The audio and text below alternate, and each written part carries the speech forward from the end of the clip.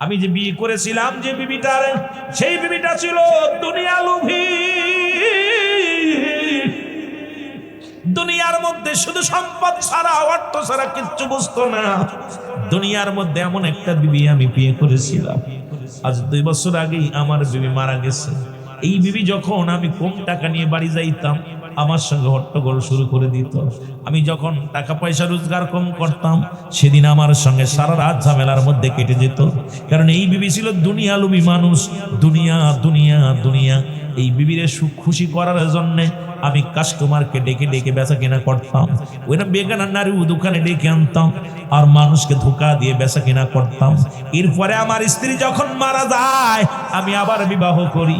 বিবাহ করে যখন আমি দোকানের দিকে আসতেছিলাম, আমার বিবি পিছন থেকে জামাটা টানতে বলে, স্বামীরে একটা অনুরোধ করবো, আপনি শোনেন, আপনি একজন দোকানদার, আপনার দোকানে যদি কোনো বেগানা নারী আসে, খবরদার তাদের সঙ্গে এইরকম খোলামেলা কথা বলবেন না। আপনার কাছে অনুরোধ করি, আমার লাভের প্রয়োজন নাই। আপনার কাছে অনুরোধ করি, আমার ভালো খাবারের প্রয়োজন নাই।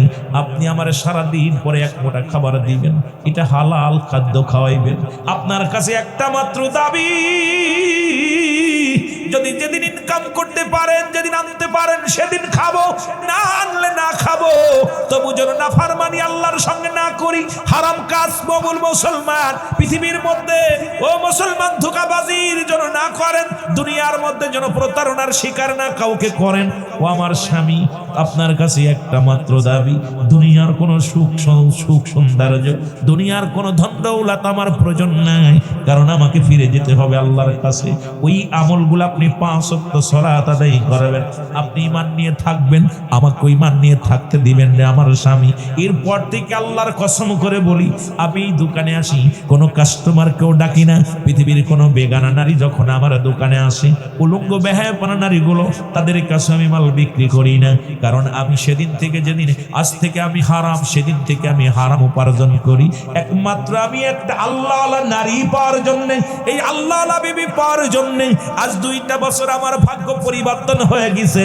কারণ আল্লাহ রাব্বুল আলামিন আমারে দয়া করেছে, রহমত দান করেছে। ও হাসান বসরি রাহমাতুল্লাহ আলাইহি, এই বিবির দুনিয়ার কোনো লোভ নাই, এই বিবির দুনিয়ার কোনো সৌন্দর্যের লোভ নাই, এই বিবি দুনিয়ার কোনো বালাখানার লোভ নাই।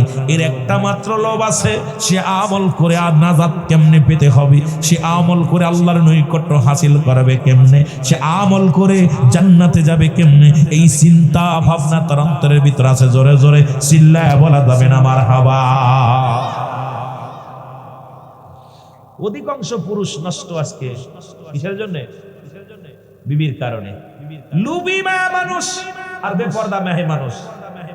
যদি একটা বিগ হাউস জুইটা যায় কপালে, যত বড় হুজুর হোক, হুজুর একদম সাইজ করে ফেলে, ঠিক কিনা? আপনারা কইতে পারেন, আমরা কইতে পারি না। আমরা বয়া বয়া চোখের পানি ছেড়ে কান্দি, আর কি আল্লাহ মরিস ডাইনো বউ ছাড়লেও বিপদ না রামলাম। আপনারা পিটাইতে পারেন, আমরা পিটাইলেও দোষ। হুজুর মানুষ বউ পিটাইতেছে, কি দুর্নাম কথা কয় না রে। ইমাম সাহেব বউ পিটাইছে, পারবো? মান সম্মান সব যাই, এই কথা কন না কেন? আপনারা পারলে 2 থাবা মারবেন, আমরা মারলেই বিপদ। কয় হুজুর কত বড় বদ, ওয়াজ করে বেড়া, ইমামতি করে, আবার বউ পিটায়। কথা কয় না, কথা কয় না। এই জন্যে 5টা গুণের নারী বিয়ে করতে বলছে ইসলাম। কয়টা গুণের? জোরে বলেন কয়টা? আমরা আস্তে আস্তে আলোচনায় যাই, কষ্ট হচ্ছে আপনাদের? কয়টা গুণের? 5টা গুণ। নাম্বার 1, 1 নাম্বার হলো ইসলাম বলে নারী বিয়ে করো। কোন 5 শ্রেণীর নারীকে বিবাহ করার কথা বলেছে? 1 নাম্বার হলো সতীত্বর আমানতদারি। ও যুবক, 1 নাম্বার হলো সতীত্বর আমানতদারি। আজকে বাংলাদেশে কয়টা মেয়ে পাওয়া যাবে? আজকে আপনার থানায় খুঁজে কয়টা পাওয়া যাবে? মামাতো ভাই, খালাতো ভাই, ফুফাতো ভাই সর্বনাশের মূল, যাদের চেহারা দেখা হারাম। মামাতো ভাইয়ের চেহারা দেখা হারাম, খালাতো ভাইয়ের চেহারা দেখা হারাম, ফুফাতো ভাইয়ের চেহারা দেখা হারাম, চাচাতো ভাইয়ের চেহারা দেখা হারাম। আজকে যদি এই ওয়াজ করি, কয়টা বাড়ি পর্দার আছে একটু হিসাব করে মিলাইবেন। আমি হুজুর, আমার মেয়ে যাই ল্যাংটা বেপনা অবস্থায় স্কুল কলেজে। আমি হুজুর মানুষ, আমার মেয়ে চলে বেপরদা পুরুষের সঙ্গে। সুতরাং এই দুঃখ লইয়া আজকে ওয়াজ হয়, এত নিয়ম প্রতিনিয়ত আলোচনা হয়, মাহফিল হয়। আমাদের নিজেরও পরিবর্তন হয়নি, ইমানের পরিবর্তন হয় নাই। যাতে মৃত্যুর পরিবর্তন হয় নাই, কারণ একটা হলো এই 5 শ্রেণী নারী আমরা পাই নাই। এক নাম্বার হলো সতীত্বর আমানতদারি, একমাত্র স্ত্রী ব্যতীত অন্য কোনো স্বামীর কাছে যায়, অন্য কোনো পুরুষের কাছে যায় নাই, একমাত্র স্ত্রী ব্যতীত মুসলমান অন্য কোনো নারীর কাছে যায় নাই। এখন যদি মোটি বলে হাত উঁচা কর, কয়টা মানুষ সতীত্ব আসিল আল্লাহ রাস্তা, হয়তো এখানে 2-4টে ভালো থাকতে পারেন, বাকিগুলো সর্বনাশের মূল। জোরে বলেন ঠিক কিনা? এই যুব সমাজের উদ্যোগে মাহফিল, খুব খেয়াল। আমি আস্তে আস্তে যাইব, কষ্ট হয় যদি হাত উঠাইতেছি না, লজ্জা পাবি না। কারণ হলো যুবক বয়সী ইবাদত। নবীজি নিজে ওয়াদা করছে, যদি কোনো ব্যক্তি 2টা জিনিস আমার কাছে জামিনদার থাকবো, আমি নবী তার হাত ধরে জান্নাতে নিব। এক নাম্বার হলো দুগালের মধ্যবস্তু, জিহ্বা, এটারে কন্ট্রোল করতে হবে। 2 নাম্বার হলো 2 পায়ের মধ্যবস্তু, যেটা লজ্জাস্থান, পুরুষ লিঙ্গ স্ত্রী লিঙ্গ। এই 2টা জিনিস অপচয় করবে না, কন্ট্রোল রাখবে। রাসূলুল্লাহ হাত ধরে জান্নাতে, সুবহানাল্লাহ বলেন না? রাখছেন নি কন্ট্রোল? এই 2টা কন্ট্রোল আছেন কার কার? একটু হাত তুলুন। 2টা কন্ট্রোল করতে পারেন নাই? আমি পারিনি, আপনি পারেন কেন? আমি পারিনি, আপনি পারেন কেমন করে? এই কই আছেন? এখন চিটাগাং ঘুরে বেড়াচ্ছেন, মিথ্যার কারখানা একটাই।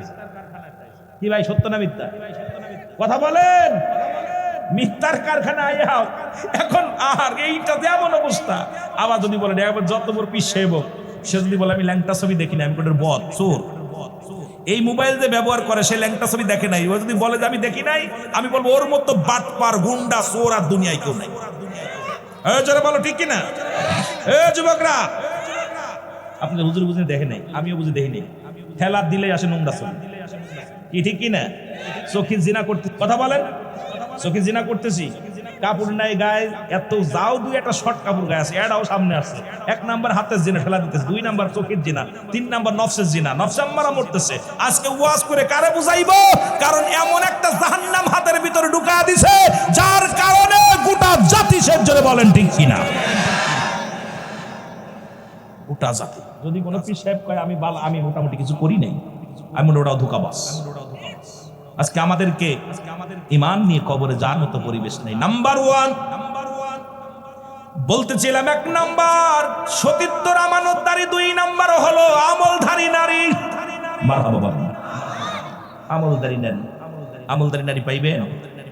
আমল করা বাদ ভাই। আগের যুগে আমরা মুরব্বীদের দেখছি কোরআন তেলাওয়াত করতে মসজিদে বইয়া, মা বোনদেরও দেখছি এখন কোরআন তেলাওয়াত নাই একটা বাড়ির মধ্যেও, ঠিক কিনা বলেন? 1 নাম্বার। 2 নাম্বার হলো মুসলমান আমলদারি নারী। 3 নাম্বার হলো পর্দাশীলতা নারী। এখন পর্দা নাই, পর্দা হলো ফরজ, নামাজও ফরজ। নামাজ যেমন ফরজ, পর্দাও তেমনি ফরজ। আজকে আমাদের সমাজে পর্দা চলে গেছে, উঠে গেছে। আজকে দেখবেন কোন মুসলমানের বাড়ি পর্দা নাই, যদিও আছে ডিজিটাল পর্দা, ডিজিটাল নিয়ম, এগুলো সব বাদ হয়ে যাইছে। পশ্চিমে আবহাওয়া এসে লাগছে বাংলার জমিনে, গোটা বাংলার মানুষ এখন নোংরা পথে চলতেছে।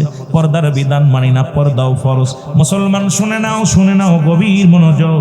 4 নাম্বার হলো মুসলমান গভীর মনোযোগ, গুণবতী নারী। জোরে বলেন মারহাবা।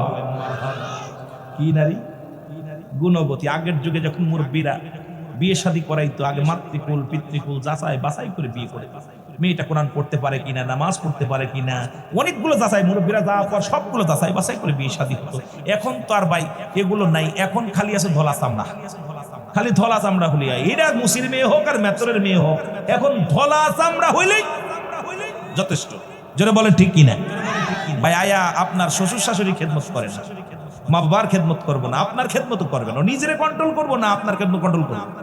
রান্না করতে গেলে নিজের আপনার নিজে সাজুগুজু করবো না, আপনার বাপ মার খেদমত করবে, সেবা করবে না, আপনার খেদমত করবো, কারোরই পারে না সমাজ। এই জন্যে আমাদেরকে বিয়ে করার সময় খুব সাবধান। গুণবতী নারীগুলো আল্লাহ যেন আমাদের কপালে জুটিয়ে দেয়। জোরে বলুন আমিন। 5 নাম্বার হলো আদর্শবান বাবা মায়ের সন্তান। এখন থেকে মুসলমান আজ থেকে প্রতিজ্ঞা করবো, কোনো গাঁজাখরের সঙ্গে আত্মীয়তা করবো না, কোনো মদখরের লগে আত্মীয়তা করবো না, কোনো হিরণশির লগে কোনো মুসলমান আত্মীয়তা করবো না, সুদখরের লগে কোনো আত্মীয়তা করবো না, ঘুষখরের লগে কোনো আত্মীয়তা করবো না। এলাকার মধ্যে কে কে ঘুষ খায়, কে কে সুদ খায়, কে কে মাদক ব্যবসা করে, কে কে মাদক সেবন করে, আমরা সবাই জানি। প্রয়োজন হলে বুড়া হয়ে যাবো, ওদের সঙ্গে কোনো আত্মীয়তা করবো না। রাজি আছো? যুবকেরা রাজি আছো? হাত উঠে নাই। ওরে গাঁজাখোর, মদখোর, ঘুষখোরের মেয়ে যত বড় সুন্দরী হোক, টাকা টাকার মালিক হোক, বাড়ির মালিক হোক, ওদের সঙ্গে কোনো আত্মীয়তা নাই। যেটা বলেন ঠিক কিনা? এই জন্য কোরআন আছে কাদের জন্য? আল্লাহ বলেন হুদাল লিল মুত্তাকিন, একমাত্র হেদায়েত প্রাপ্ত বান্দাদের জন্য আছে। সুতরাং হিদায়াত হইবি না, কোরআন পড়ে সারা জীবন ভরে কোরআন মানবি, কোরআনের আইন শুনবি, কোরআন শুনবি, এটা যদি না মানো, এটা সবার জন্য কোরআন আসে নাই। কোরআন আসছে একমাত্র হেদায়েত প্রাপ্ত বান্দাদের জন্য। কোরআনের আইন যারা মানে অন্যায় করতে পারে না, কোরআনের আইন যারা মানে তারা জুলুম করতে পারে না, কোরআন বোঝে যারা, কোরআন মানে যারা ঘুষ খাইতে পারে না, সুদ খাইতে পারে না, কোরআন যারা বোঝে, কোরআনের বিধান যারা বোঝে, এই দুনিয়ার মধ্যে তারা মরতে রাজি, হারাম খাইতে রাজি নয়। জোরে বলেন ঠিক কিনা? সন্দেহ আসেনি? এই কথা কি সন্দেহ আছে? আল্লাহ বলেন যালিকাল কিতাবু লা রাইবা ফীহি, কোনো সন্দেহ নাই এটার মধ্যে, যা যা আছে শুনোর মধ্যে সন্দেহ নাই। এই কুরআনুল কারীমের মধ্যে 30 পারা কোরআনের মধ্যে 114টা সূরার মধ্যে যতগুলো আয়াত, যতগুলো রুকু, যতগুলো হক্কর, যতগুলো পারা, যা আল্লাহ রাব্বুল আলামিন যা যা এর মধ্যে নাজিল করলেন, কোনোটা এর মধ্যে সন্দেহ নাই। আর সন্দেহ করলে ঈমান থাকবে না। জোরে জোরে বলেন ঠিক কিনা? এবার যারা সন্দেহ করবে তাদের জন্য আল্লাহ বলেন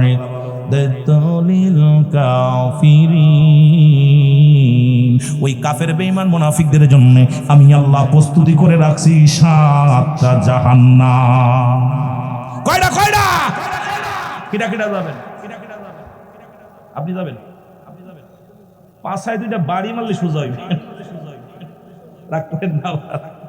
রাগ করেন না, না বুঝলে তো হইতো না। জাহান্নাম তৈরি করছে কাফের, মুশরিক, বেঈমান, ধোঁকাবাজ, তাদের জন্য।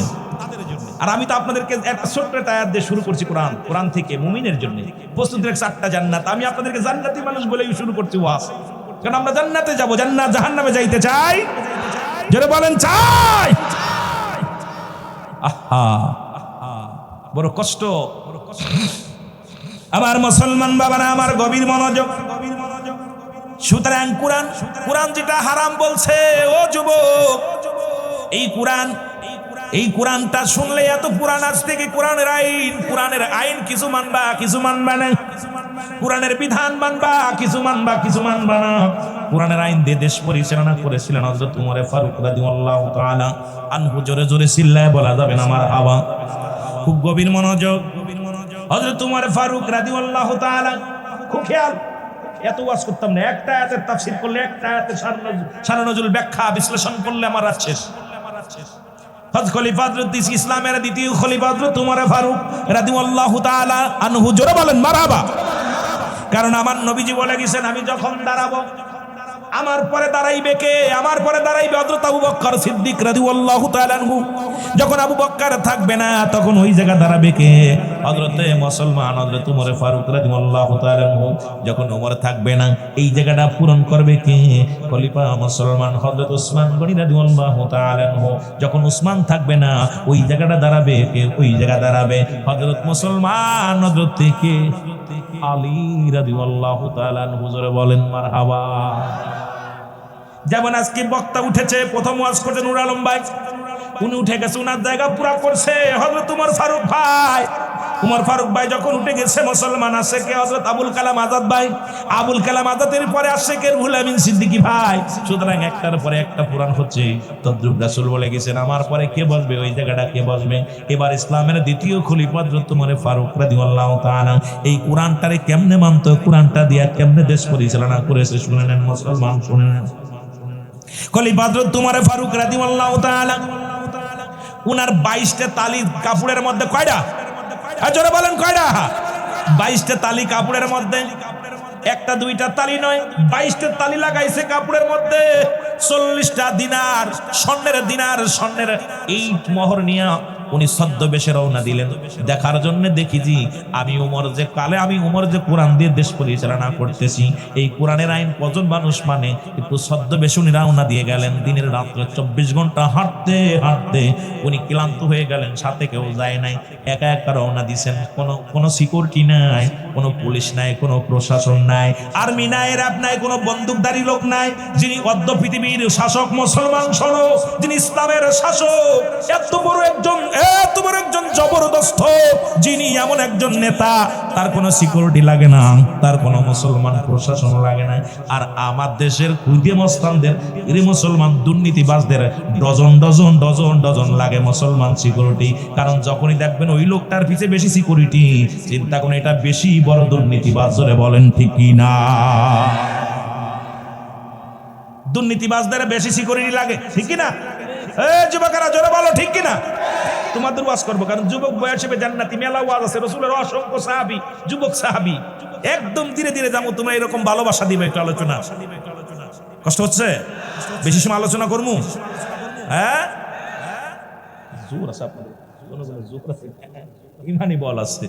আমার ভাইরা, আমার বন্ধুরা, আমার খলিফা হযরত ওমর ফারুক রাদিয়াল্লাহু তাআলা যাইতে যাইতে দেখে যে একজন বকরি লালন পালন করতেছে। উনি সালাম দিলেন, আসসালামু আলাইকুম। হে ভাই, ও ভাই, আমি খুব ক্লান্ত, আমি খুব ক্ষুধার্ত অবস্থায় আছি, তোমার কাছে অনুরোধ করি বকরিগুলো কে দেখাশোনা করে? আমি তোমার কাছে অনুরোধ করি, আমাকে কি এক পেলা দুধ দেওয়া যাবে? হযরত ওমর ফারুকের মতো নেতা, উনি হাত পেতে খায়, সে খায়, আর আমাদের নেতাদের সামনে টেবিলে খাবার দেখলে মাথা ঘুরে যায়। আজকে দেশের অবস্থা ভালো না, কথা বলতে গেলে কষ্ট হয়। আজকে জাতিরে বুঝাইবো কেমনে? এই জাতি যখনই আসে নেতা হয়, তখনই তার পেটটা মোটা হয়। জোরে বলেন ঠিক কি না? কারে দিয়া বুত খাটাইবেন? প্রত্যেকের বুতি ধরছে, ঠিকই না? আমার ভাইরা, আমার বন্ধুরা, খলিফা হযরত ওমর ফারুক রাদিয়াল্লাহু তাআলা আনহু, উনি সালাম বিনিময় করে বলে, আমাকে এক পেলা দুধ দাও, আমার ক্ষুধা লাগছে। এত বড় একজন নেতা, ক্ষুধা লাগছে, আমার ক্ষুধা লাগছে, একটু পিপাসা লাগছে, আমাকে একটু দুধ দাও। তখন রাখাল ডাক দেখো, ও প্রতীক, তুমি আমার কাছে দুধ চাইলে এটা দেওয়া সম্ভব না, কারণ এটা দেওয়া সম্ভব নয়। তুমি শুনে রাখো, এইটার মালিক আমি না, সুতরাং এই পশুগুলা আমি বিচরণ করি, দেখাশোনা করি, বিনিময়ে হাদিয়া পায়। এইটার রাখাল আমি, সুতরাং এই বকরির মালিক। এখান থেকে 30 মাইল দূরে তার বাড়ি। জোরে জোরে চিল্লায়া বলা যাবে না মারহাবা। চিন্তা করছেন? আর যে দেশের রাখ মুসলমান, আমার দেশে পিয়নের হয় 5 তলা বাড়ি, কয়তলা? মিথ্যা কথা। পিয়নের কয়তলা? পিয়নের 5 তলা বাড়ি। আল্লাহ আমাকে ইন্ডিয়া নিয়েছে, বড় বড় অফিসার গুলো সাইকেল চালায়, তারা অফিস করে। আমার দেশে পিয়ন, এর মুসলমান, তাদের প্রাইভেট ছাড়া চলতে পারে না। আমার দেশে একজন মুসলমান, ও মুসলমান শুনে নাও, আজকে একজন স্টাফ, থার্ড ক্লাসের একজন স্টাফ যদি হয়, তার বাড়ি গাড়ির মালিক হয়ে গেছে, আসে কই থেকে? বুঝি আসে না। ধরে বলেন কত বড় দুর্নীতিবাজ, ঠিক না? কত বড় দুর্নীতিবাজ। আমার বাবারা, আমার বজন গভীর মনোযোগ। খলিফা হযরত ওমর ফারুক ডাক দেখো, রাখাল, তুমি আমার একটা উপকার করো, আমি পিপাসায় বড় কাতর হয়ে গেছি, আমাকে এক পেলা দুধ দাও। তোমার মালিক তো দেখছে না, দহন করে দাও। কয় তুমি একটা চোর। নেতারে বলতেছে, এত বড় যিনি খলিফা, মুসলিম মিল্লাতের খলিফা, ইসলামের দ্বিতীয় খলিফা, তিনি ক্ষমতাধারী মানুষ, তারে বলতেছে তুমি একটা চোর, তুমি আমারে চুরি করা শিখাও। আমার মালিকের হুকুম ছাড়া এক পেয়ালা তো দূরের কথা, 1 ছোটাক দুধু আমি তোমারে দিতে পারবো না। ওমর ফারুক ডাক দেখো, রাখাল, আমি খুব ক্ষুধার্ত অবস্থা আছি, আমি চলতে পারি না, হাঁটতে পারি না, আর চলার মতো পরিবেশ নাই, তুমি একটু দুধ দিয়ে আমারে ঠান্ডা করো, কলিজাটা বাঁচাও, আমি বড় কষ্টের মধ্যে আছি। কয় রাখাল ডাক দেখো, তুমি কার রাজ্যে বসে আমার 2 নাম্বারই শিখাও? তুমি কি জানো কার রাজ্য? এবার বলে, কার রাজ্যে তুমি বাস করো তুমি জানো না? হযরত ওমর ফারুক কয়, কার রাজ্য? কয় জানো না, এটা উমরের রাজ্য। সুতরাং খলিফা হযরত ওমর ফারুক কোরআনের আইন চালু করেছে, কোরআনের আইন, কোরআনের বিধান মানে, সুতরাং কোরআন দিয়ে দেশ পরিচালনা করে। যদি হযরত ওমর ফারুকের গুপ্তচর জানতে পারে আমি তোমার এক পেলা দুধ দিছি, আমার গর্দান যাবে, আমার গর্দান চলে যাবে, আমার মা চাকরি বড় জিনিস না, আমার গর্দান কেটে ফেলবে। কারণ খলিফা ওমরের মতো শাসক ইতিপূর্বে আমরা আর দেখি নাই। ধরে বলেন মারহাবা। রাখাল বলতেছে, তুমি আমার বাড়ির মালিকের বাড়ি 30 মাইল দূরে যে চাই নিয়ে আসো।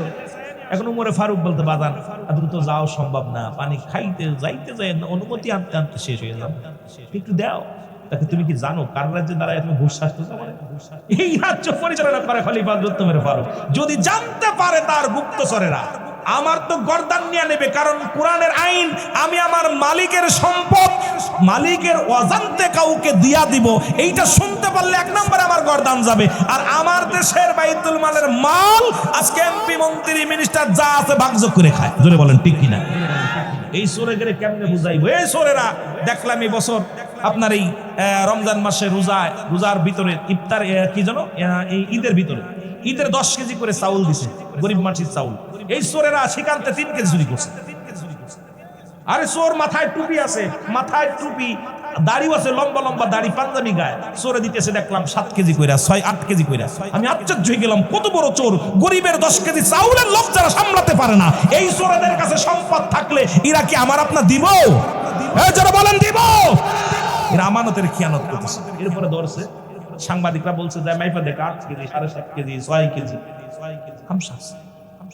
আমি আশ্চর্য হয়ে গেলাম যে গরিবের এই গরিব মানুষ বছরে মাত্র 10টা কেজি চাউল আহা সরকার থেকে বরাদ্দ করছে, এরাও আমার দেশের চেয়ারম্যান মেম্বার চুরি করে। ঠিক কিনা? এরাম চোর যদি একটা ইউনিয়নের চেয়ারম্যান হয়, এরাম চোর যদি একটা ওয়ার্ডের হয়, তাহলে দেখবেন মোটামুটি আমরা ধনী হয়ে যাব। ঠিক না? তোর কাছে চাইছে কিনা? তোর লাগে তুই একা খা। গত পরশুদিনকে দেখলাম গোপালগঞ্জে আপনার এক পুকুরের মধ্যে প্রায় 10,000 লিটার না কত লিটার তেল পুকুরের মধ্যে ভরে ভরে থুইছে।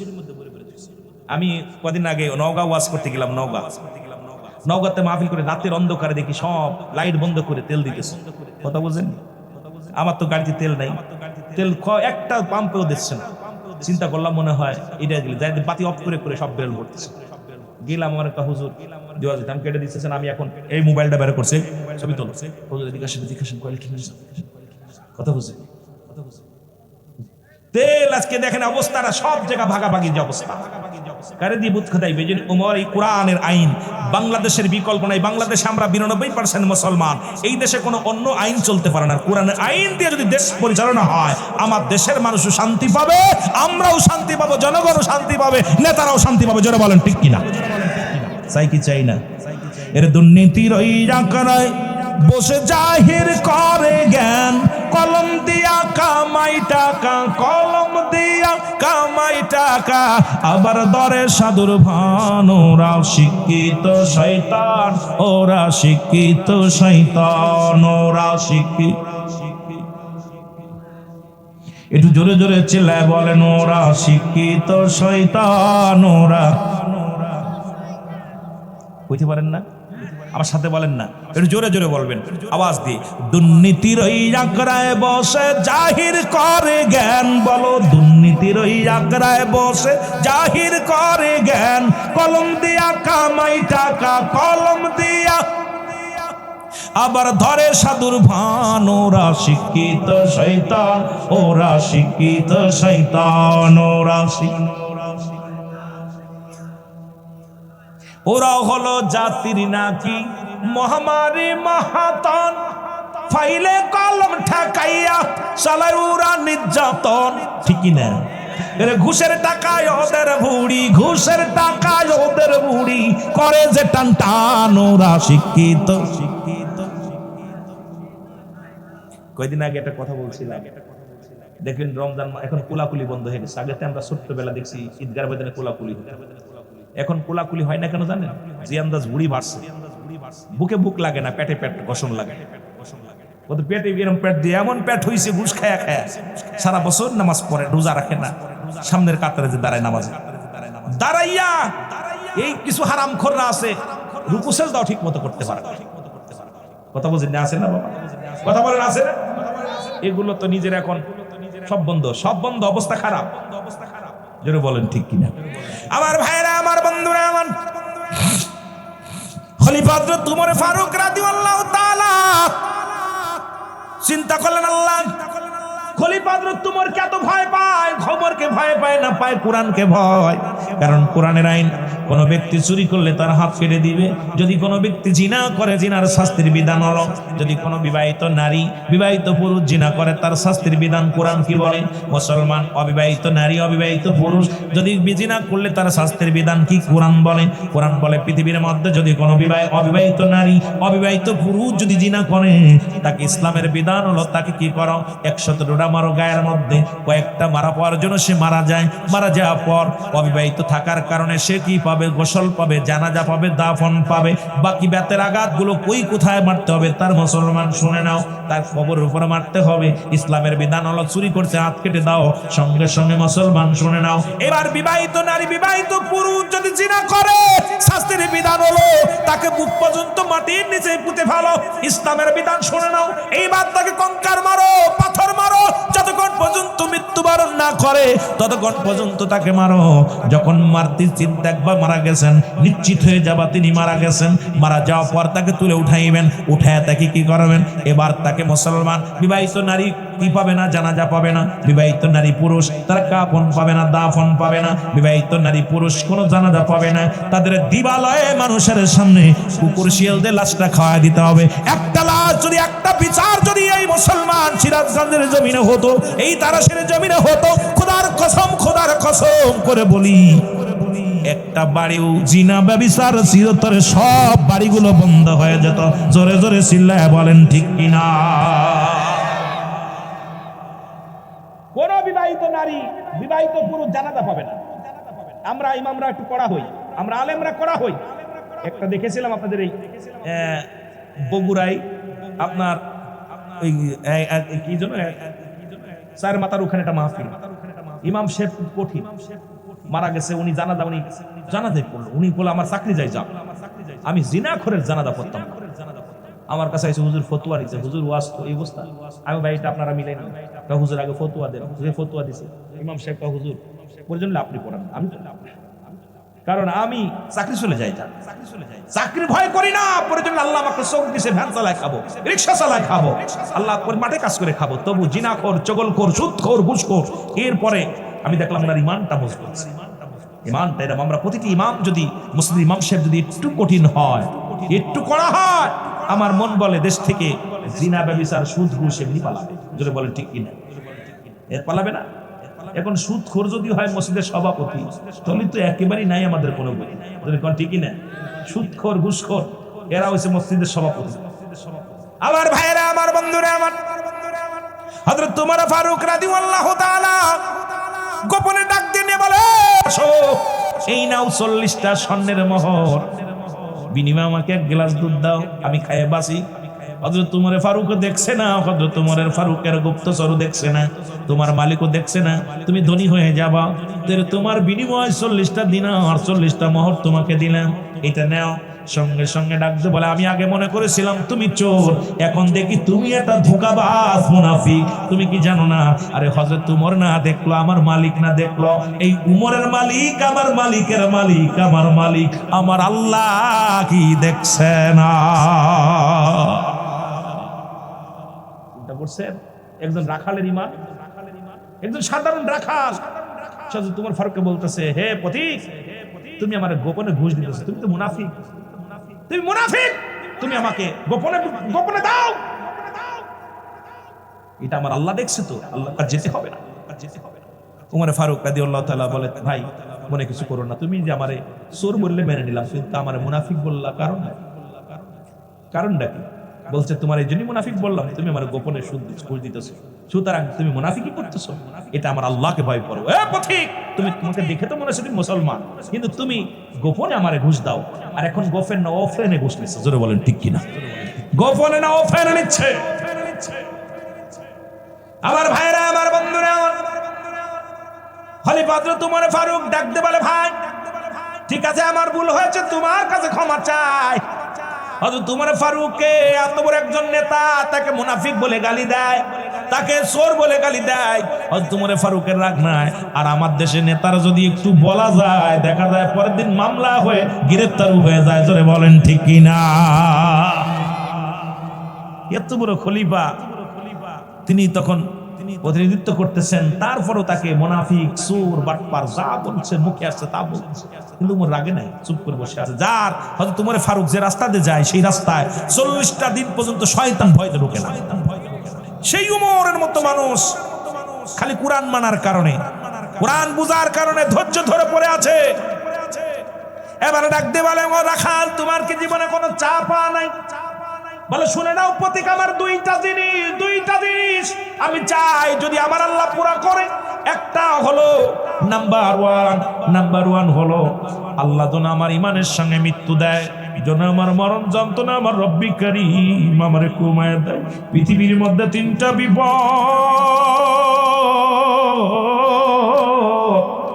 1 নাম্বার হলো মরণ, 2 নাম্বার হলো কবর, 3 নাম্বার হলো কিয়ামতের ময়দান। এই 3টা বিপদ রে ও পতি। 1 নাম্বার হলো আমার মরণ যন্ত্রণা যেন আল্লাহ না দেয়, যেন ইমানের সঙ্গে মরণ হয়, আর আমার আল্লাহ যেন আমাকে একটা জান্নাত দেয়। 2 নাম্বার চা হলো এই রাজ্য পরিচালনা করে হযরত উমর ফারুক রাদিয়াল্লাহু তাআলা। আমার জীবনে সব, যার ভয়ে ঘুষ চলে না, যার ভয়ে সুদ চলে না, যার ভয়ে জিনা ব্যভিচার হয় না, সেই উমর ফারুককে যদি আমি জীবনে এই 2 নয়ন ভরে দেখতে পারতাম, তাহলে আমার জীবনে আর কোনো চা ছিল না। এই 2টা জিনিস চাই। হযরত উমর ফারুক হাত উঠায় বলে, আল্লাহ, ও আমার আল্লাহ, এই রাখালকে তুমি ইমানের সঙ্গে মৃত্যু দিয়ে দিও, আর আল্লাহ তুমি একটা জান্নাত দিয়ে দিও। রাখাল ক্ষিপ্ত হয়ে বলে, এই চোর, তুমি আমার জন্য দোয়া করো, তোমার দোয়া কবুল হইব? তুমি তো মুনাফিক মুসলমান, তোমার দোয়া কি কবুল হইব? তুমি আমার জন্য দোয়া করো। উমর ফারুক এইবার বলে, ও ভাই, তুমি আমার দায়ী বলো, রাগ করে তোমার জন্য দোয়া করে গেলাম। 2 নাম্বার, তুমি উমরকে দেখতে চাও? বলে, জি, আমার জীবনে উমরকে দেখার জন্য আমি একাধিকবার গিয়েছি মসজিদে নববীর মধ্যে, কিন্তু একবারও যাইতে পারি নাই। দামি মানুষ, কোটি টাকার মালিক যারা, ওই ময়দান তারা ধরে রাখে, যার কারণে আমার উমরের সঙ্গে দেখা করার সুযোগ হয় নাই, কথাও বলতে পারি নাই। বড় দুঃখ মনের ভিতরে, জীবনে একবার হলেও হযরত উমরকে আমি সরাসরি দেখতে চাই। ডাকতে বলেন খলিফা হযরত উমর ফারুক, ছদ্মবেশী উমর ফারুক। ডাকতে বলে, ও রাখাল, তুমি আজকে ফজরের নামাজটা ওই মসজিদে নববীর মধ্যে যা পড়বা, কারণ আজকে ফজরের নামাজের ইমামতি হযরত উমর ফারুক রাদিয়াল্লাহু তাআলা করবে। জোরে জোরে চিল্লায় বলা যাবে না মারহাবা। কেমন নেতা দেখছেন, ইমামতি করে। আর আমাদের দেশের নেতাদের যদি কই, ভাই জানাজার নামাজ পড়ে দিই, 6 বা কয়টা আপনার 6 তাকবীর 25 তাকবীর দিয়ে দিব, 3 তাকবীর দিয়ে দিব। অসংখ্য মুসলমান এমন নেতা যিনি ফজরের নামাজের ইমামতি করেন, জুম্মার নামাজের ইমামতি করেন, জোহরের নামাজের ইমামতি করেন, ফজরের নামাজের ইমামতি করেন। মারহাবা বলেন না। বলিয়া চলে গেলেন মুসলমান। এবার বাড়ি আসলেন রাখাল, বাড়ি আসলেন। বাড়ি আসিয়া কি করলেন? মাগরিবের নামাজ, ঈশার নামাজ আদায় করে চিন্তা করে, হারে এই লোকটাকে এত গালি দিলাম, একবার উত্তেজিত হলো না। এই লোকটাকে এত বকা দিলাম, মন খারাপ করলো না। এই লোকটা যে এত ভালো মানুষ, এই লোকটার মতো ভালো মানুষ আর জগতে পাওয়া যায় না মনে হয়। লোকটা আর জানতেন, যা বলেছে মিথ্যা বলে নাই। আমি আজকে ফজরের নামাজ মসজিদে নববীর মধ্যে যেয়ে পড়ব, আর হযরত উমরকে দেখব। যেহেতু লোকটা বলেছে, যদি দেখা হয় তাহলে আমার জীবনটা বড় ধন্য হয়ে যাবে। উনি কি করলেন? ঈশান নামাজটা আদায় করে রওনা দিলেন। গুটি গুটি পায়ে রওনা দিয়ে চলে গেলেন মসজিদ নববীর মধ্যে। এবার উনি গেলেন যখন রাত গভীর, দেখেন এমন সময় মুসলমান তাহাজ্জুদের নামাজ ওই মসজিদের ভিতরে দেখে দাঁড়ায় হযরত উসমান গনি রাদিয়াল্লাহু তাআলা তাহাজ্জুদের নামাজ আদায় করতেছেন। ও মুসলমান নামাজের পড়তেছেন, আযান তখন হয় নাই, উনি নামাজ পড়ে বসে আছেন। এমন সময় আযান দিল, মুয়াজ্জিন আযান দিল। আযান দিলে হযরত উসমান গনি রাদিয়াল্লাহু তাআলার কাছে যাইয়া ওই মুসলমান কি বসলেন, এইবার উনি রাখাল যে বসলেন। এবার উসমান গনি রাদিয়াল্লাহু তাআলা উনাকে দেখেই বলেন, ভাই আপনাকে তো ইতিপূর্বে কোনোদিন সামনের কাতারে দেখি নাই, আপনার বাড়ি কই গো? আপনি কি মসজিদে নিয়মিত মুসল্লি? বলে, আমি নিয়মিত মুসল্লি না, আমার বাড়ি পাশের গ্রামে। আরে আজকে কি আপনি বলেন, আগে বলেন। হযরত উমর ফারুক কি ইমামতি করবে কে? আজকে ফজরের নামাজের ইমামতি করবে কে? উসমান গনি রাদিয়াল্লাহু তাআলা ডাকতে বলে, ভাই বসেন, আযান তো কেবল মাত্র হলো, আজকে ফজরের নামাজের ইমামতি করবে হযরত উমর ফারুক রাদিয়াল্লাহু তাআলা। হুজুরে জোরে বলেন মারহাবা। উমরে ফারুক ওরকম বলছে, ভাই উমরে ফারুক নামাজ পড়তে কি বলছে, আমার জীবনের শখ, ওনাকে একটু দেখবো। বলছে ভাই তুমি আইবা আজকে কেন? কয় হুজুর আজকে বসবো সামনে, আর আগামীকালকে আমি আর সামনে বসবো না, আজকে দেখা হয়ে গেলে আর আমি সামনে বসবো না। গায়ের মধ্যে কাপড়ের মধ্যে ময়লা, গরিব রাখালের কাপড়ের মধ্যে ময়লা, কাপড় সিরা সুতো কাপড়, সামনের কাতারে যে বসছে, তুমি বলতেছে আমি এই কাপড় নিয়ে। উসমান গনি রাদিয়াল্লাহু তাআলা, ভাই আপনি প্রতিদিন আসবেন, প্রতিদিন সামনের কাতারে দাঁড়াবেন, কারণ একমাত্র ইমাম ব্যতীত মসজিদের মধ্যে কারোর জায়গা নির্ধারিত নয়। আজকে আমাদের দেশে অসংখ্য মসজিদের মধ্যে যা দেখবেন, ইমামের জায়গাও ব্যতীত ইমামের জায়গা থাক আর না থাক, সভাপতির জায়গা, সেক্রেটারির জায়গা, হাজী সাহেবের জায়গা নির্দিষ্ট আছে, যায় নামাজ পড়া আছে, মুসল্লিরা দাঁড়ায় গেছে মসজিদের মধ্যে নামাজি, কিন্তু যায় নামাজ খালি রয়েছে। ইমাম জিগায়, ইমামরে জিগায়, ইমাম সাহেব এনে কেউ দাঁড়াবি নেই, এখানে দাঁড়াইবে মেম্বার সাহেব, চেয়ারম্যান সাহেব, এখানে দাঁড়াইবে কোন সাহেব, এখানে দাঁড়াইবে মুসলমান এমপি সাহেব, এখানে দাঁড়াইব কি মুসলমান ফাঁকা আছে, এখানে দাঁড়াইব মসজিদের সভাপতি। দেখা যায় সভাপতি আসে না, দেখা যায় জায়গাটা পুরো খালি রয়েছে। জোরে জোরে চিল্লায় বলেন ঠিক কি না? অসংখ্য মসজিদে যাই নামাজ পড়ে রাখছে, যেন বাপদাদার সম্পদ আল্লাহর ঘর ভাগ করে নিছে, ওই জায়গার কেউ দাঁড়াবে না, ওখানে হাজী সাহেব দাঁড়াবে। আর হাজী সাহেব দাঁড়ায় না, এই ইমাম সাহেব নামাজ যাই নামাজে কে দাঁড়াইছে? ইমাম এখন নত মানুষ, হুজুর হাজী সাহেব আপনি তো আসেন নাই, দাঁড়িয়ে গেছে, আমি পরে আসি, তাই বললাম আমরা দাঁড়াবে। যে মসজিদে ইমাম ব্যতীত অন্য মানুষ অগ্রাধিকার খাটাতে চায়, ওই মসজিদে নামাজ হবে না, কারণ মালিকানা খাটাইতে চায়। একমাত্র ইমাম ব্যতীত সব চায় নামাজ উঠিয়ে দাও। গরিব ধনী যে আসবে সবার জন্য, যে আগে আসবে সে আগে বসবে। যেটা বলেন ঠিক কিনা? যদি আপনাকে কেউ হাত ধরে সামনে দেয় আলহামদুলিল্লাহ, যদি কেউ দেয়, আপনি গার পথ দিয়ে যেভাবে যাচ্ছেন, সামনের কাতার যাচ্ছেন, আর যেভাবে মানুষকে ডেম্মাইতেছেন, যেভাবে মানুষকে মসজিদের ধনী গরিব সব, বাংলাদেশ অধিকাংশ মসজিদে ধনী গরিব যাচাই বাছাই করা শুরু করছে। যদি কেউ মহব্বত করে ডাক দেয় সেটা ভিন্ন ব্যাপার, সম্মান করে ডাক দেয় সেটা ভিন্ন ব্যাপার, কিন্তু আমি অসংখ্য মসজিদে দেখেছি ইমাম সাহেবের পাশে যায় নামাজ খালি কয়েকটা পাশের পাতা আছে, আবার মসজিদের মধ্যে চেয়ার পেতে থুইছে, চেয়ার আর কেউ বসবে না, ওই লোক আসবে, ওই সেই পঙ্গু বেটা কন্দিও এখন সামনে থুয়ে দিয়েছে নিয়ে, ওই যে মাথায় বেতালা পড়বো, এই জন্য চেয়ারটা খালি আছে, চেয়ার অনেক ফাঁকায় রয়েছে, উনি আসে নাই, চেয়ার খালি। কি অবস্থা? এটা কি ইসলামের বিধান? কষ্ট হচ্ছে আপনাদের? আমার ভাইরা, আমার বন্ধুরা, আমার আযান শেষ সব পড়াচ্ছে। উসমান গনি রাদিয়াল্লাহু তাআলা বললেন, আপনারা যে যেখানে আছেন সবাই সুন্নাত নামাজ আদায় করেন। সুন্নাত নামাজ সব আদায় করে বসলেন। ফরজ নামাজের সময় হয়ে গেল। হযরতে খলিফা হযরত ওমর ফারুক রাদিয়াল্লাহু তাআলা উনি মসজিদের মধ্যে প্রবেশ করলেন। লোকজন উঠে দাঁড়াইলেন নামাজের জন্য, আর ওনাকে দেখেই এবার রাখাল বারে বারে বলে আল্লাহু আকবার, আল্লাহু আকবার, আল্লাহু আকবার। লোকজন বলে কি হলো, তুমি আল্লাহু আকবার দাও, কারণ কি? এখনো তো নামাজ ইমাম সাহেব শুরু করে নাই। ইমাম সাহেব নামাজে দাঁড়ায় যদি সূরা কিরাত ভুল করে, তাহলে তুমি তাকবীর দিবা, কিন্তু তুমি আগেই তাকবীর দাও। কারণটা কি? কারণ সব মানুষ তো উনার দিকে তেরে গেলেন, তুমি এই পাগল দাঁড়াইছে সামনে এসে নামাজটা তো নষ্ট করলো। সব লোকজন যখন উনার দিকে তেরে গেলেন, হযরতে খলিফা হযরত ওমর ফারুক বুঝতে পেরেছে সেই পাগলটা আসছে, ডাকতে বলে ভাই আপনারা শান্ত হন, নামাজ শেষ করে আমি ফয়সালা দিব, তার আগে না, কারণ নামাজটা আগে সুন্দরভাবে সময় হয়ে গেছে, আদায় করে নেন। জোরে জোরে চিল্লায় বলা যাবে না আমার হাওয়া ভক্তি হয়ে গেছে, এখন আদায় করে নেন, তারপরে সমাধান দিন। কিন্তু রাখালের তো মনে মনে সুর বেটা, সেই গুন্ডা বেটা নামাজ পড়েছে, ঘটনাটা কি? এবার যখন মুসলমান ডাকতে বলেন ভাই সবাই নামাজ শেষ হয়ে গেল, হযরত উসমান গনি রাদিয়াল্লাহু তাআলা ডাকতে বলে ভাই আপনাকে ভালোবেসে কাছে বসতে দিলাম, আপনি এরকম তাকবীর দিলেন, আল্লাহু আকবার ধ্বনি দিলেন, কারণটা কি? বলে শোনেন কেন দিছি। গতকালকে এই লোকটার সঙ্গে আমার দেখা হয়েছিল, ওনার গায়ের মধ্যে কাপড়ের মধ্যে 22টা তালি ছিল, আর এই লোকটাই আমারে বলছিল দুধ দিতে বলেছিল, আমি দুধ দিই নাই। এরপরে আমার ঘুষ দিয়েছিল 40টা মোহর দিয়েছিল, এই মোহর আমি নিই নাই, কারণ উনি আমার একটা সুর, উনি একটা মুনাফিক মানুষ, উনি কেমনে ইমামতি করে আমার বুঝে আসে না। আমার হযরত ওমর ফারুককে আসবে না, উনাকে দেখার জন্য আমি আসছি, উনাকে তো দেখার জন্য আসি নাই, আমি আসছি খলিফা হযরত ওমর ফারুককে দেখার জন্য।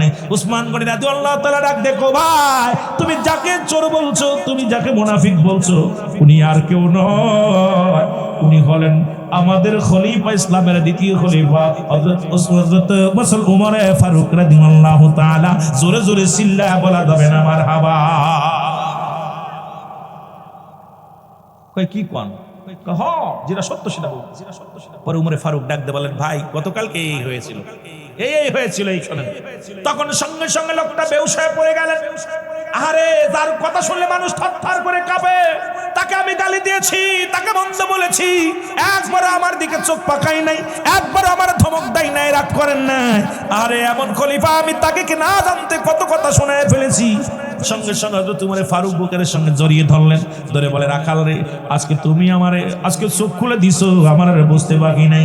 কারণ এই দুনিয়ার মধ্যে কোরআন যারা মানে জীবনেও ঘুষ খাইতে পারে না, দুর্নীতি করে না, এটা আমি প্রমাণ করেছি। আর ছদ্মবেশে যখন মহল্লার মধ্যে গিয়েছি, আমি নিজ চোখে দেখেছি একজনের রাখাল হইয়া এই দুনিয়ার মধ্যে অর্থের লোভ করে নাই, গরিব মানুষের সম্পদের লোভ করে নাই। তার ইমানই জজবা, তার ইমানটা দেখে আমি খলিফা হযরত উমর ফারুক বড় আশ্চর্য হয়ে গেছি।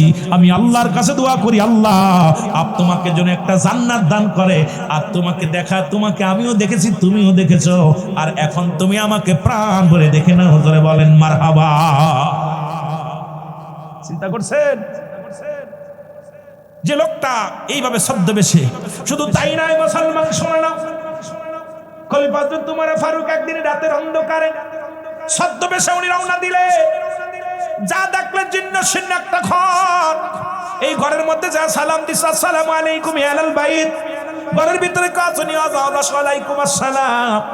কয় ঘরের ভিতর থেকে এক মহিলা বাইরে আসলো, একটা মেয়ে ছেলে বাইরে আসলো, কাবু মহিলা, ঘরের ভিতরে বাচ্চারা কান্দে, অনাহারে আছে।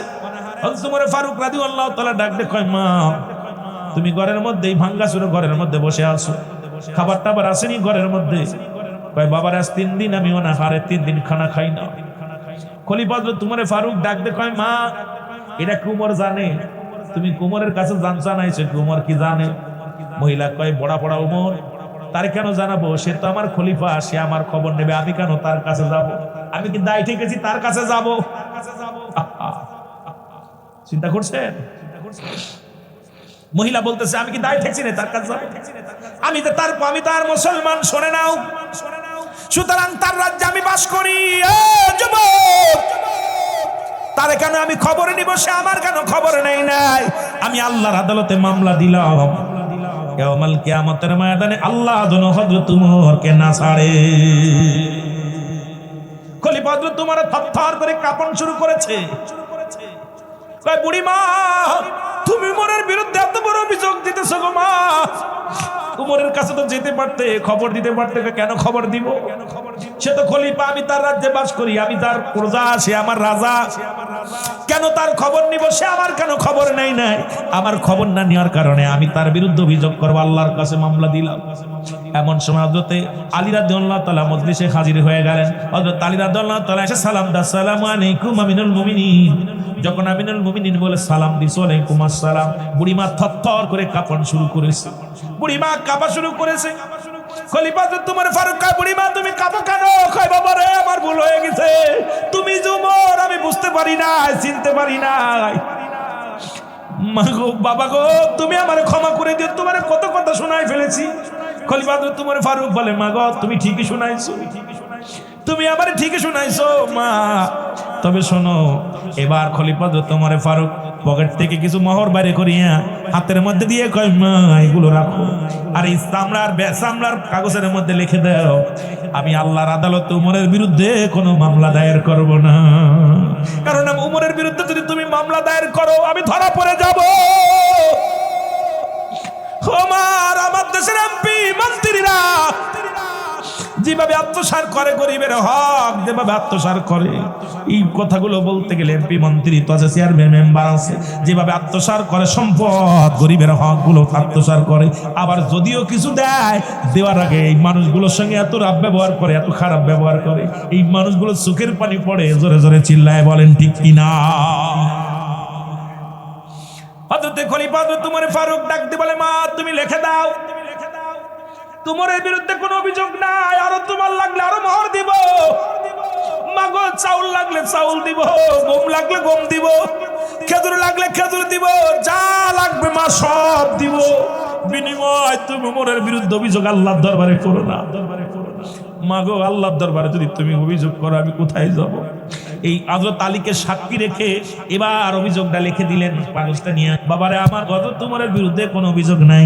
হযরত উমরে ফারুক কাগজটা হযরত আলীর হাতে দিলেন আর বলেন, আলী রে, ও ভাই আলী, রেখে দাও এই কাগজটা। আমি যেদিন ইন্তেকাল করব আমার ওই কবরের ভিতরে আমার সঙ্গে সংসতি করে দিও। কারণ যদি একটা মানুষ যদি আমার বিরুদ্ধে অভিযোগ করে, আল্লাহর আদালতে আমি কি জবাব দিব?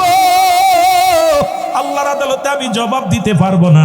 এই জন্য মুসলমান, কোরআনের আইন যদি চালু হয়ে যায়, কোরআন যদি কোনো মানুষ মানে, এই মানুষগুলো শান্তির দিকে চলে যাবে। এই জন্য বললাম, কোরআনের আইন যদি মানে, আমার আল্লাহ বলে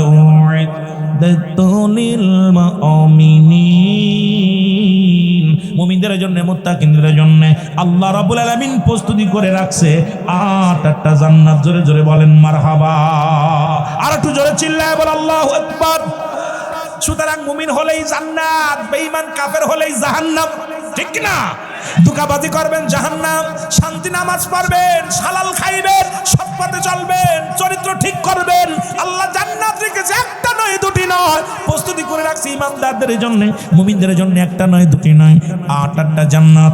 এই জান্নাতে যদি যেতে হয় নামাজ ছাড়া যাবে না, এই জান্নাতে যদি যেতে হয় মিথ্যা বলা যাবে না, এই জান্নাত যদি পেতে হয় সকলখুরি করা যাবে না, বাটপারি করা যাবে না, গুন্ডামি করা যাবে না। পৃথিবীর মধ্যে মুসলমান শুধু তাই নয়, আপনারা একটা আলোচনা হযরত উমরে ফারুকের কথা শুনেছেন। মুসলমান হযরত উমরে ফারুক আরেকদিন রাতের অন্ধকারে যখন রওনা দিলেন, প্রতিমধ্যে দেখে ঘরের মধ্যে বাচ্চারা কান্নাকাটি করে। হযরত উমরে ফারুক সালাম দিলেন, আসসালামু আলাইকুম মা। বলে ওয়ালাইকুম আসসালাম। কয় মা গো, ও মা, দেখলাম অনেকক্ষণ আমি তোমার ঘরের দরজায় দাঁড়িয়ে আছি, দেখি বাচ্চারা কান্নাকাটি করে, তুমি শুধু রান্না করো রান্না করো। ওই পানি টকবক টকবক করে, তাদেরকে সান্ত্বনা দিলে বাবা রান্না হলে খাবার দিব। তোমার বাচ্চাগুলো কাঁদতে কাঁদতে ঘুমায় পড়লো মা। মাগো, তোমার সন্তানগুলো ঘুমিয়ে গেল কাঁদতে কাঁদতেই, তুমি তাদের খানা দিলা না।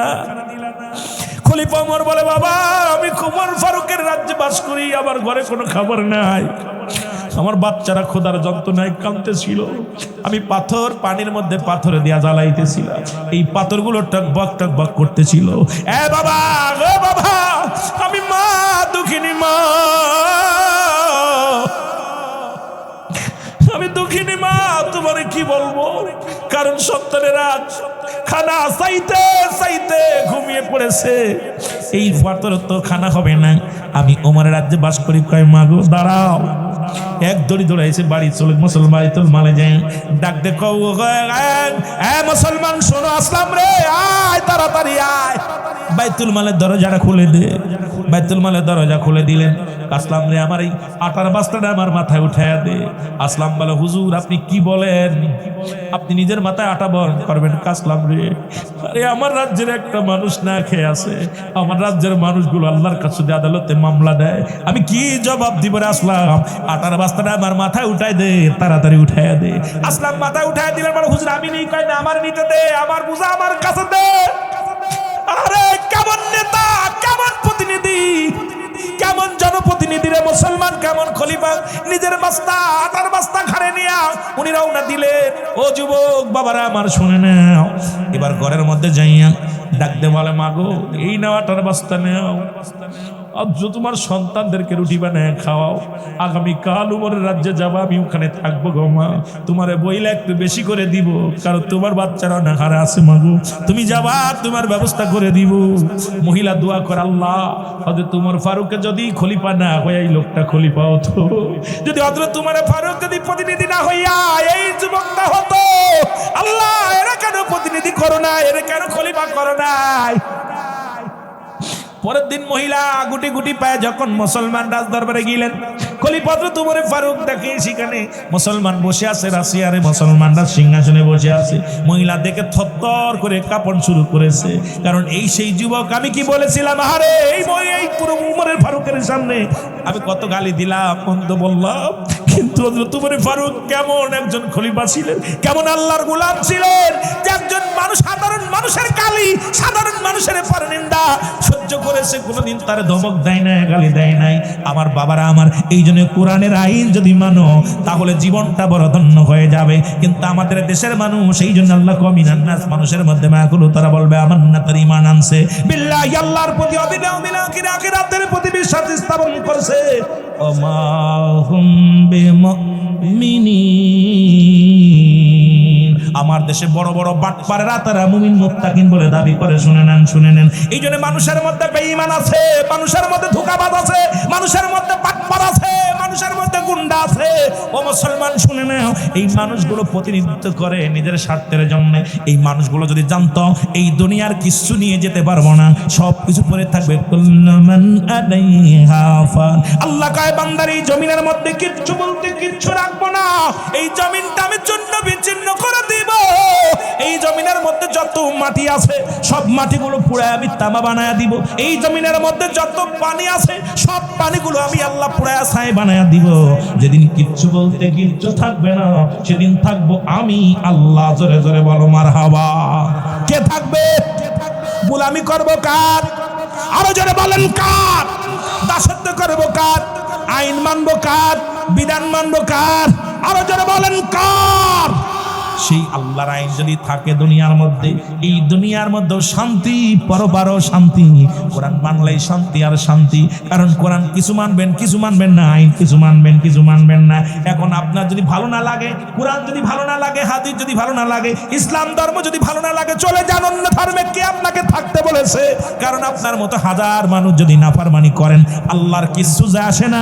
তামাম পৃথিবীর মানুষ যদি সালাত আদায় না করে, আমার আল্লাহর কিছু যায় আসে না। তামাম পৃথিবীর মানুষ যদি আল্লাহরে না ডাকেন, আল্লাহর কোনো লস হবে না। জোরে বলেন ঠিক কিনা? হবে নি লস? আরো জোরে বলেন লস হবে। একটু মহব্বতের সঙ্গে দুরূদ শরীফ পড়েন, আল্লাহুম্মা।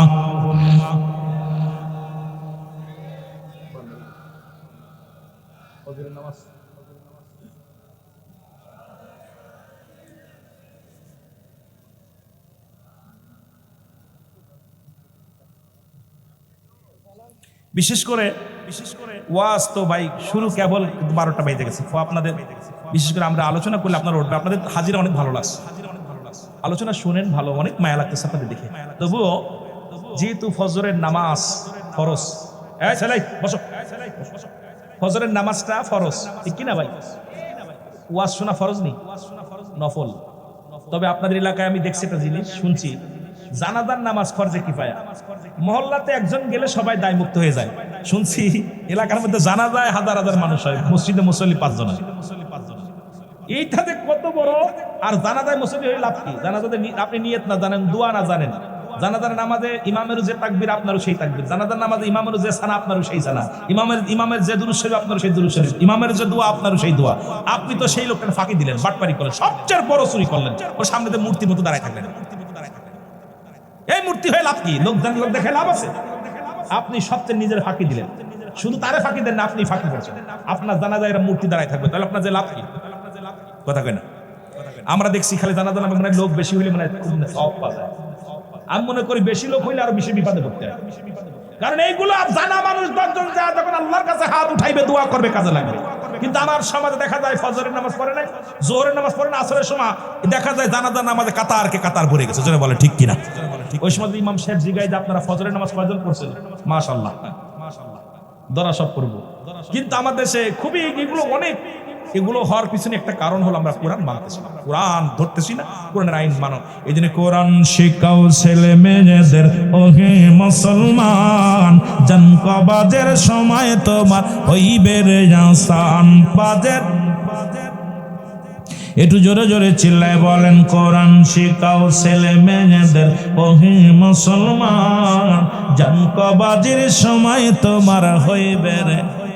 ওগো একটা ছেলে আলেম হলেন, পড়বে কোরআন মরণ কালে, তোমার থেকে ভেগে যাবে ইবলিস ও শয়তান। কোরআন শিখাও ছেলে মেয়েদের, ওহে মুসলমান, জানকবাজের সময় তোমার হইবে রে আসান। বলো জানকবাজের। শান্তি যদি পাইতে ছেলে মেয়েদের কোরআন শিক্ষা দিতে হবে। সুতরাং আপনাদেরকে অল্প আলোচনার ফাঁকে আমার ভাইয়েরা, মাহফিল কমিটিরা, কোরআনের মাহফিলে আপনারা আমার একটা ওয়াজ শুনছেন, ডাকাত বসিরউদ্দিন, কোরআনকে সম্মান করে এক ছেলে তালবেলেমকে কিছু হাত তেল কিনে দেওয়ার কারণে আল্লাহ তার জবরদস্ত ওলি বানাই দিয়েছে। সুবহানাল্লাহ বলেন না? কিসকে? কোরআনকে ভালোবাসে। ওই ছেলেটা কোরআন পড়ে, বলতেছে হুজুর আমি, আমার মা নাই বাপ নাই, আমি কোরআনকে খুব ভালোবাসি, এই কোরআনের সবক দিতে পারতে রাত্রে জেগে পড়বো, বাতি কিনার আপনার তেল কেনার টাকা নাই, বাতি ধরাতে পারতেছি না। ডাকাত বসিরত চিন্তা করে, আরে আমি ডাকাত কিন্তু একটা কোরআনের পাখি কোরআন পড়তে পারে না, উনি টাকা দিয়া এই তেল